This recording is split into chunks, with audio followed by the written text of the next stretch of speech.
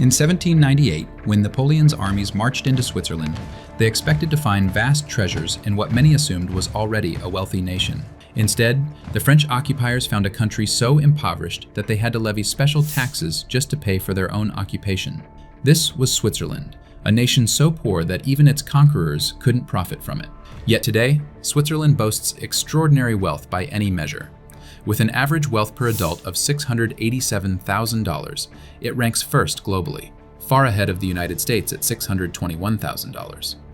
Its GDP per capita of approximately $105,000 ranks among the world's highest, behind only Luxembourg and a handful of tiny nations. But unlike Ireland's inflated numbers from corporate tax schemes, Switzerland's wealth is real.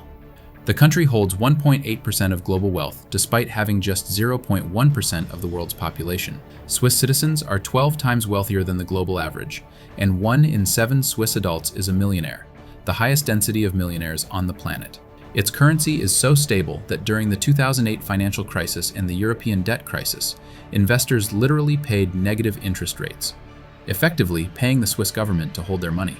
The nation manages 27% of global offshore wealth, roughly $2.4 trillion, more than the entire GDP of Italy. 4 of its cities, Zurich, Geneva, Bern, and Basel, rank in the top 15 globally for quality of life.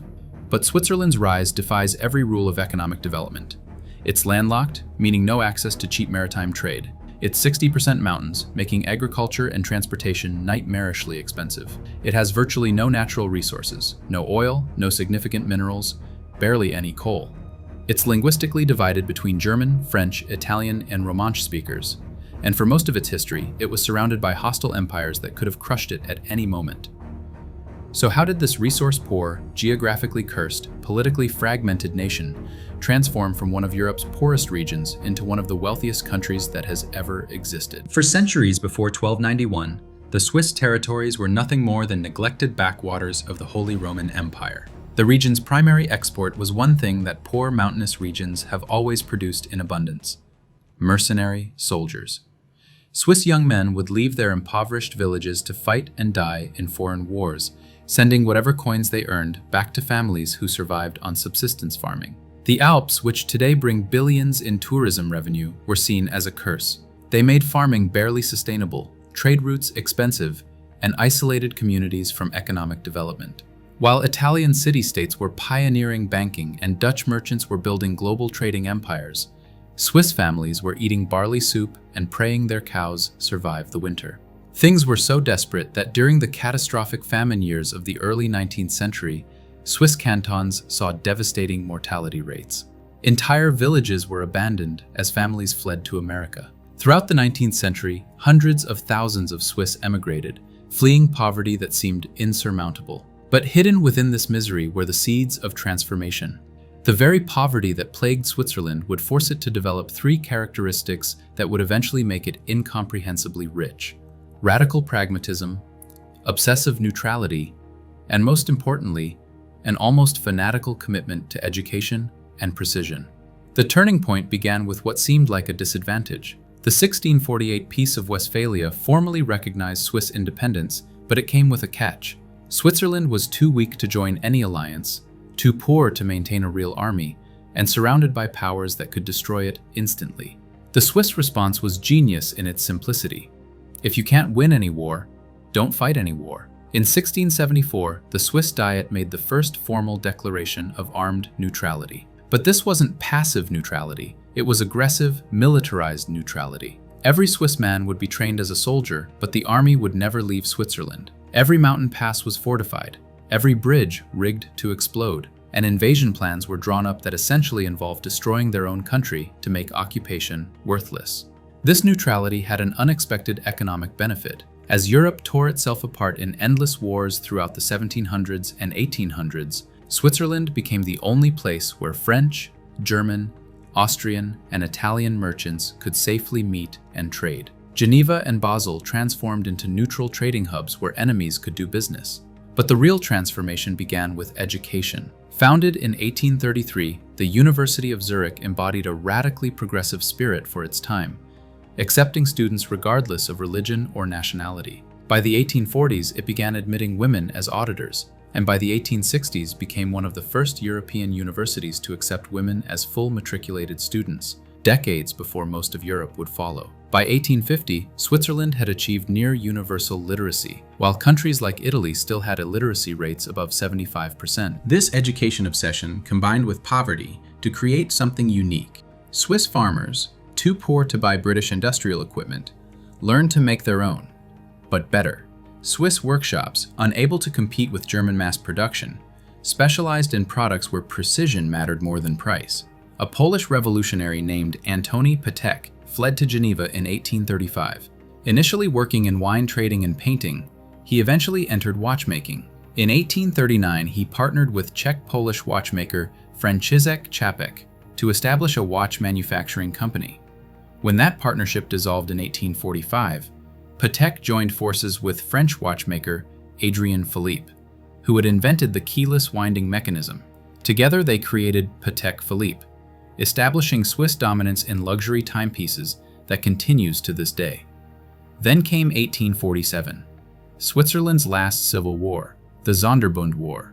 It lasted less than a month, killed fewer than 100 people, and ended with something remarkable: total reconciliation. The victors imposed no reparations, no occupation, no humiliation.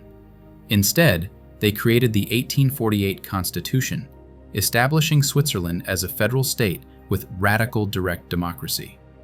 Citizens could overturn any government decision through referendum, a system so threatening to monarchical Europe that several countries considered invading to stop it.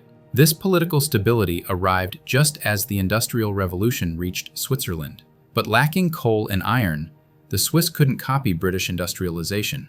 Instead, they pioneered something different: knowledge-intensive manufacturing. In 1856, Johann Rudolf Geigy Marion founded a chemical company in Basel that would become Novartis.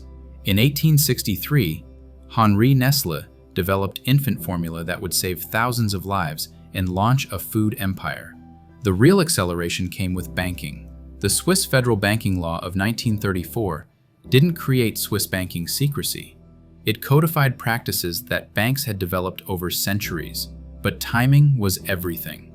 As Hitler rose to power, Jewish families desperately needed somewhere safe to hide their wealth. As Europe rebuilt after World War II, corporations needed a stable place to park profits. As the Cold War divided the world, both sides needed a neutral financial intermediary. By 1970, Swiss banks managed a significant portion of the world's offshore wealth. But this wasn't just about secrecy, it was about competence. Swiss banks pioneered portfolio management, currency trading, and wealth preservation strategies that no one else could match. When the Bretton Woods system collapsed in 1971, the Swiss franc became the ultimate safe haven currency. Meanwhile, Swiss manufacturing had evolved into something extraordinary. Unable to compete on price, Swiss companies dominated niches where quality was everything. By 1980, Switzerland produced the vast majority of the world's luxury watches. Much of the world's traded gold was refined in Swiss facilities, and Swiss pharmaceutical companies were discovering blockbuster drugs at rates that defied their tiny size. The numbers are staggering. Despite having just 0.1% of the world's population, Switzerland accounts for 3% of global research and development spending. Swiss patents per capita are 4 times higher than the United States. The country hosts more Fortune 500 company headquarters per capita than anywhere else on Earth. But perhaps the most Swiss innovation was turning their weaknesses into strengths.